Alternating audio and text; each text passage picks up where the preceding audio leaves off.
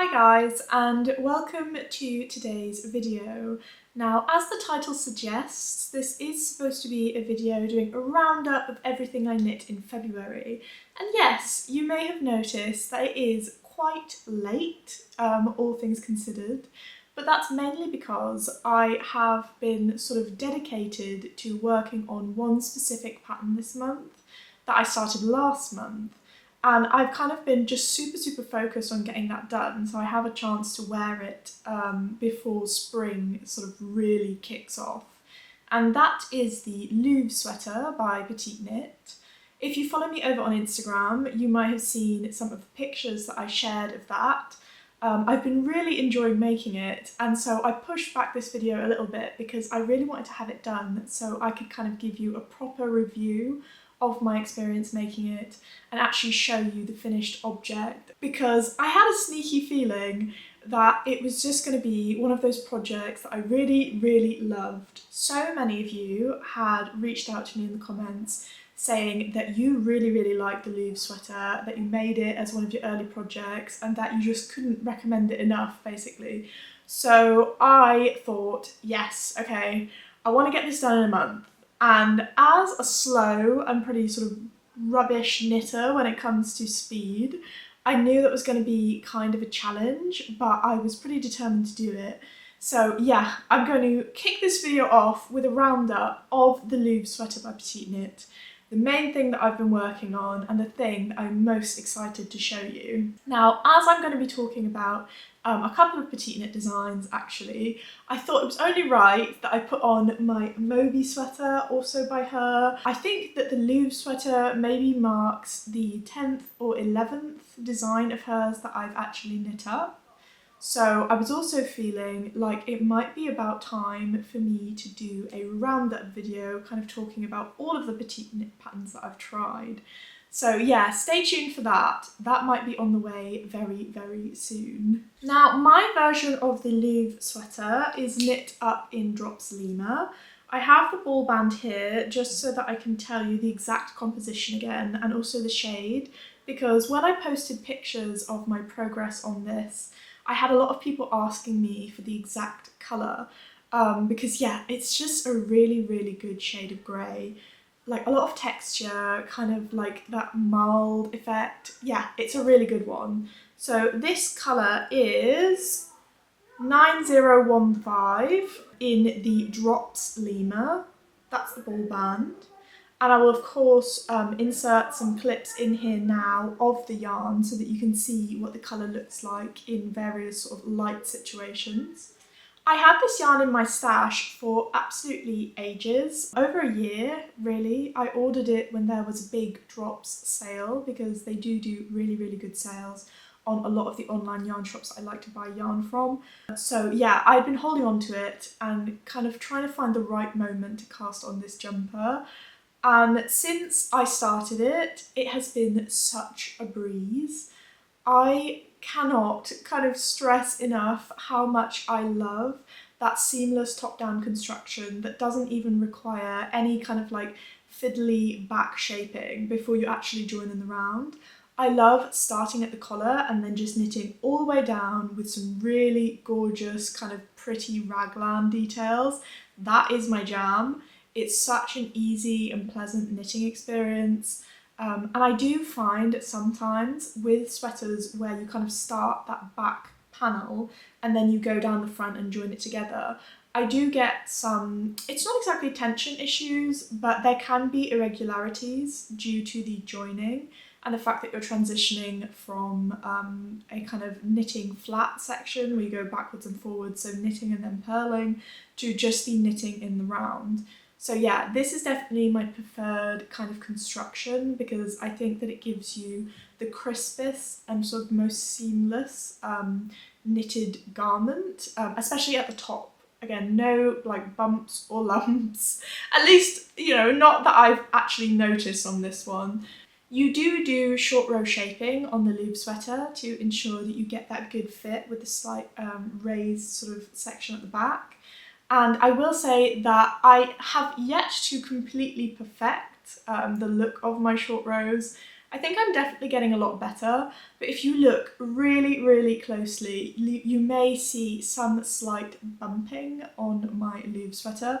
However, you have to know it's there or just be super picky and sort of like annoying like me when it comes to these details. Short row bumps aside, I have to say that the fit of the top of the Louvre sweater is just, I mean, mwah, chef's kiss. It's excellent. The raglan increases are sort of perfectly placed and they really do just look so neat and tidy.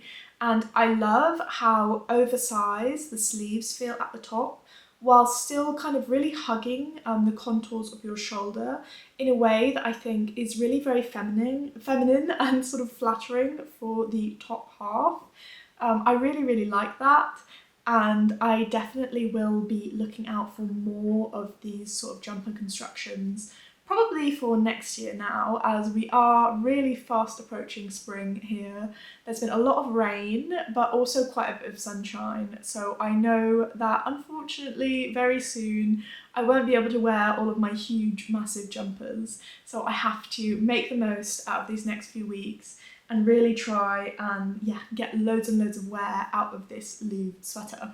I think that my yarn choice for this project was a really good one. I noticed on Ravelry that several people had also used Drops Lima for their Louvre sweaters, so I was pretty confident that it was going to work, and it definitely has. I think that it feels soft, and it's not very itchy against my skin. I'll have to report back on the pilling situation once I've worn it a few more times and sort of given it a good wash. But I am very happy with how it looks and how the alpaca content allows those fibres to really gel together in a way that does make it look just very smooth all over. I like that when I'm not using a mohair, because mohair is like the kind of emotional support fibre. When you use a mohair, you know that the overall texture of your piece, it's just going to gel together and it's just going to look very kind of finished. I feel sometimes with fibre that doesn't have as much fuzz, I am always worried about any kind of irregularities with my stitches much more. But I do want to sort of not rely on mohair too much, because there's a time and a place for mohair, especially in the winter, but because it gets very warm here in Italy quite early in the year, I am not always sort of wanting to wear something that fuzzy against my skin. After the raglan, I sort of separated the sleeves and started knitting down the body section. It was just going on forever, this particular bit. I mean, stockinette stitch in the round, what's not to love, but it does feel like quite a slog. And I actually misread the pattern here. So she recommends that you knit sort of from the back of the collar down to the bottom around, I think it's 50 or 52 centimetres for my size. I misread that, and because I was just knitting round and round and round, I did 55 centimetres. So my body is slightly longer in this, and I haven't decided yet. I'm going to show you the pictures of it finished and you can be the judge. But I'm wondering if it doesn't look just a tiny bit too long. But that's entirely my fault, of course, forgetting to reread the numbers as per usual. There is a theme throughout my videos, me not checking the numbers or not reading parts of the pattern. But other than that, I think that it looks pretty good. My boyfriend, well actually my fiance, guys, he says that he quite likes it long. It also makes it quite different from a few of the other jumpers that I finished more recently, so we'll have to see. Maybe I will keep it long, but I'm not sure yet. Now, my other concern with this jumper was, if I show you the before blocking pictures here, it was looking very, very tight around the sort of hip area. Now, I cast on for my bust size, so that's 90 centimetre up top, but my hips are significantly sort of wider, so I'm 100 centimetres, I think, at the widest point of my hips and sort of kind of bum area. So I do worry when I cast on for my top size that the bottom isn't going to fit that well, and that was definitely a concern with this. I'll give you a look of the finished item here. Before blocking, it was looking, dodgy. I was thinking, okay, I'm definitely going to have to rip this out and try again. I was thinking it was probably due to the fact that she does advise that you do a double knit sort of finish on the bottom. Sometimes I find that that tends to be quite tight when I knit it up. Maybe just because I'm a tight knitter with that sort of double knitting technique, but I was very, very concerned about that. And I had already omitted the double knitting technique actually on the neck of the Louvre because it just didn't seem to want to fit over my head if I was actually going to do it like that, and it just wasn't working out. Nonetheless, I really highly recommend this pattern.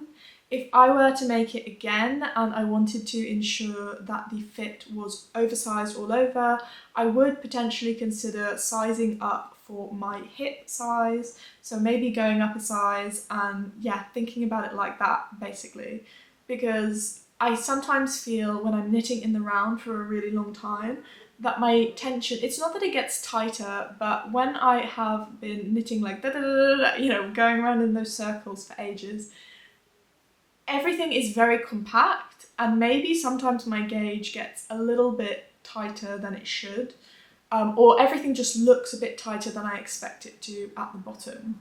That may also just be because of the fact that obviously the designer Petite knit, she models in all of her pictures and she is extremely petite, so it is going to look different on her than it is on me or, you know, a lot of other people. But yeah, I don't know, what's your verdict on this one? I'm indecisive, so I'm going to see, but I do really love it. And I reckon I will make it again because it was such a pleasurable and easy knit. Just a very mindless kind of simple project, back to basics, but it created a garment that I'm really proud of, I think looks so, so neat. And yeah, apart from a few kind of concerns about the sizing at the bottom, it's almost perfect. Now, the other thing that I am currently knitting up by Petite Knit, I will just mention very, very briefly because I have not made very much progress on it. I've been very much focused on finishing my Louvre sweater, but that is the Dagmar Sweater, which you can see a chunk of here. I'm still kind of getting through the back panel, so I've only really done a few more lines. But I do have an exciting update in the knitting of the Dagmar Sweater, and that is that for Christmas, my mum got me a yarn sort of umbrella swift. So now I can finally create proper balls of yarn without having to rely on a chair or my boyfriend standing like this, holding the yarn while I wind it into a ball, which always inevitably ended in chaos and tears. Because let's be honest, if a few of those kind of circular sort of strands get tangled, it's the end. You're gonna have to spend half an hour unraveling that. And that is what I was doing. So I'm so happy that she got me this for Christmas. And I have wound a few balls of the special yarn that I'm using for this, which is the Hjelholts that I've talked about loads before. Yeah, it's just been really fun to use, and I think that it will make me more likely to just pick up and knit this project because I won't be dreading sort of winding up the next ball of yarn like I was in the past. Another good thing about the Dagmar sweater, which I'm hoping will mean that the fit will be really, really perfect, is that in contrast to the Louvre sweater, which was 20 centimetre positive ease, this one is 26 centimetres. So I'm really 100% confident that there won't be any kind of snugness around my hips whatsoever. Or at least I hope. You know, I really, really hope. But yeah, I'm super excited about this. It might be one of those things I end up doing as like a mammoth project over several months, as I think it might be a little bit too hot when I actually finish it, but still really enjoying making this. And I was happy to see on Ravelry that she posted some pictures of it in a lighter colour. You can see it here in this kind of off-white shade, because in the past she just had it in a really dark grey, and that didn't kind of show you all of the texture and how it actually looked finished. And mine is this really lovely, slightly grey toned camel that I think is just going to be so, so good when it's done. Since I'm talking about knitting in beige and sort of camel yarn, I have to share the other finished object of this month, which is the baby bear bonnet by the designers over at Knitting for Olive. This is something that I mentioned I was going to make a couple of months ago, but I kind of put it on the back burner because the baby wasn't born yet. This is my fiance's sister's son. He has been born, so I have been kind of determined to get this little bonnet done so that he has something to wear. And oh my god, it's so, so cute. I've never knit anything for a baby before, but I think, you know, he's in danger of having a whole knitted wardrobe at this point because it's really satisfying to make something for someone who is so tiny, and it's really quick. So because I'm such a slow knitter, I've really enjoyed actually making something for a baby. It seems like it might be quite intimidating due to the ear shaping at the top. When I initially looked at it, I thought, oh, actually, that might be a little bit of a challenge, but no, it was really quite simple. You have two options for the kind of head section. You can either do rib or you can do moss stitch. I went for rib just because I quite like how neat and crisp that looks. Moss stitch is very cute too, so both would make lovely options. And you knit that bit first, and then you knit up and you create the ears, and then you go down the back and then finish it off just with simple kind of I-cord string. This is a super great pattern if you're an intermediate knitter and you want to make a gift that just feels very timeless but also extremely sweet. Because I knit it up in Lanar Alpaca Baby, which is a super, super soft 100% alpaca yarn from one of my favourite yarn boutiques in Milan. I cast on the version for a 3-month-old, so I think it's 3 to 6 months, just because I thought it would be better to go a bit bigger than to go really, really small for the 1-month-old.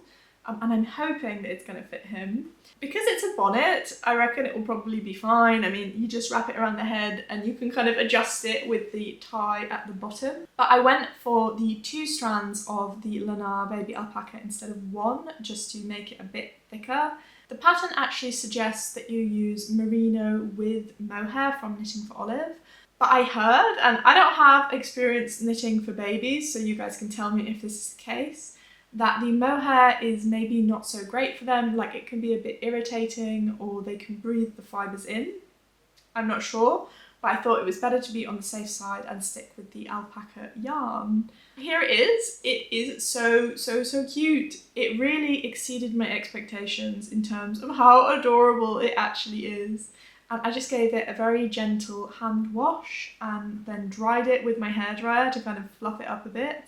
And this gorgeous yarn from Lanar has really, really puffed out in such a lovely way. I'm really happy with how this project turned out, and now I just have to find the right little box to put it in, maybe with a bit of tissue paper and a ribbon. I think that that will make just such a cute gift when we finally see her and the new baby. I will note that if you are more of a beginner knitter and you're considering making this, I wouldn't get too intimidated by it because it is quite a straightforward pattern, but there are a few techniques in there that are definitely not completely kind of beginner techniques. There's quite a bit of short row shaping, and yeah, it can be a challenge if you've never done some of these techniques before, so definitely something to be mindful of. Because I'm hoping to knit the baby a couple more bits over the next few months, I would love any of your kind of baby project recommendations, especially stuff that is cute for boys. I think I'm going to become one of those like mad knitting aunts and just knit loads of tiny little baby things because it was so satisfying to make something that small. I really can't emphasize it enough. It was great. I wish that I had a tiny head that I could knit tiny hats for. In particular, I have had my eye on some of the Petite knit baby stuff, but I am trying not to just become like a Petite knit kind of knitting channel, which isn't that easy because some of her designs I've been so into recently.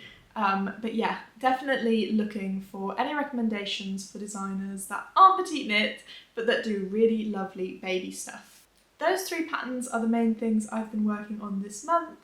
Other than that, I have just been kind of taking it easy. We had our trip to Sweden, which was a lot of fun. It was extremely cold when we were there.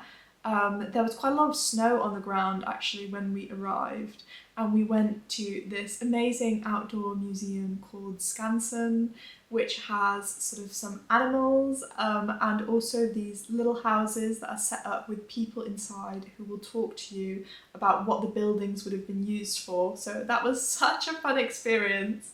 In particular, I loved one that was set up like a shop, and you go in and the lady explains the stuff that they would have sold in there. It was so dark, but I noticed that she was sitting working on her knitting, and she explained how your eyes kind of adjust to the candlelight. So yeah, that was really, really cool.